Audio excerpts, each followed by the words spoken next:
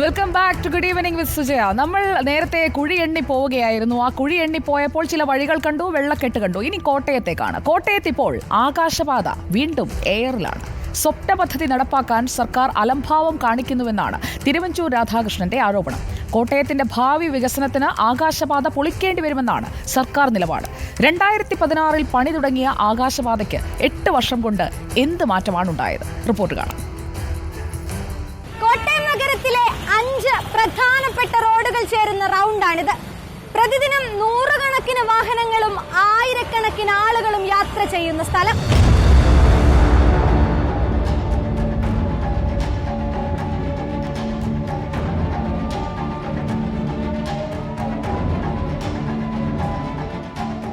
ഇവിടെയുള്ള രൂക്ഷമായ ഗതാഗത കുരുക്ക് പരിഹരിക്കുന്നതിനായാണ് 2016 തിരുവഞ്ചൂർ രാധാകൃഷ്ണൻ MLA ആശയത്തിൽ ആകാശപാതയുടെ നിർമ്മാണം തുടങ്ങുന്നത്. 5,18,00,000 രൂപയാണ് ഈ പദ്ധതിക്കായി വകയിരുത്തുന്നത്. നാറ്റ്പാക്കിന്റെ പഠന റിപ്പോർട്ടിന്റെ അടിസ്ഥാനത്തിൽ കേരള റോഡ് സേഫ്റ്റി ഫണ്ട് ഉപയോഗിച്ചായിരുന്നു നിർമ്മാണം ആരംഭിച്ചത്.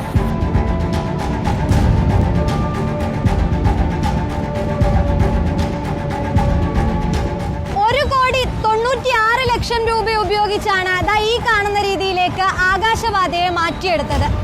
അന്ന് 5 മാസം കൊണ്ട് പണി പൂർത്തിയാക്കുമെന്നതായിരുന്നു നൽകിയിരുന്ന വാഗ്ദാനം. പക്ഷേ ഇപ്പോൾ 8 വർഷമായിട്ടും ഈ കാണുന്ന രീതിയിൽ തന്നെ ആകാശപാത നിൽക്കുന്നു എന്നതാണ് പ്രധാനപ്പെട്ട പ്രശ്നം.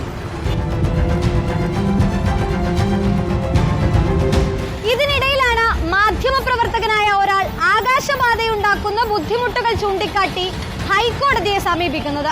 പിന്നാലെ ഹൈക്കോടതിയുടെ ഇടപെടൽ ഉണ്ടാകുന്നു, ബലക്ഷയം പരിശോധിക്കുന്നു.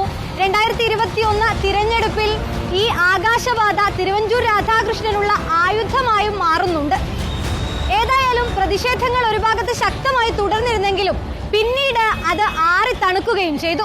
കഴിഞ്ഞ ദിവസം നിയമസഭയിൽ തിരുവഞ്ചൂർ രാധാകൃഷ്ണൻ വിഷയം ഉന്നയിച്ചതോടെയാണ് ആകാശപാത വിവാദം വീണ്ടും സജീവമാകുന്നത്. ഏതായാലും നിർമ്മാണത്തിന്റെ പ്രവൃത്തി തുടരണമെന്ന് തിരുവഞ്ചൂർ രാധാകൃഷ്ണൻ ആവശ്യപ്പെടുമ്പോഴും മന്ത്രി KB ഗണേഷ് കുമാറിന്റെ മറുപടി ഇങ്ങനെയാണ്. അങ്ങനെ സ്ഥലം ഏറ്റെടുക്കാതെ ഇത് ചെയ്യുകയാണെങ്കിൽ റോഡിലായിരിക്കും നിൽക്കുന്നത്. പ്രത്യേകിച്ച് കോട്ടയം നഗരത്തിൻ്റെ ഒരു വികസനത്തിൻ്റെ ഭാഗമായി വരുന്ന മാറ്റങ്ങൾ ഇത് പിന്നീട് പൊളിച്ചു മാറ്റേണ്ടി വരും. നമ്മളിപ്പോൾ 17 കോടി ചിലവാക്കി നിർമ്മിക്കാമെന്ന് വിചാരിച്ചാൽ തന്നെ ആ നിർമ്മിച്ചു കഴിയുന്ന സാധനം അതിൻ്റെ സ്ട്രക്ചർ മൊത്തത്തിൽ ഫിനിഷ് ചെയ്താൽ ഇത് പൊളിച്ചു കളയേണ്ടി വരും. കാരണം കിറ്റ്കോയുടെ പ്രവർത്തനത്തിൽ അപാകതയുണ്ടെന്ന് കണ്ടുപിടിച്ചിരുന്നു. സർക്കാരിന് പദ്ധതിയുമായി മുന്നോട്ടു പോകാൻ താല്പര്യമില്ലെന്ന് മറുപടിയിൽ വ്യക്തം.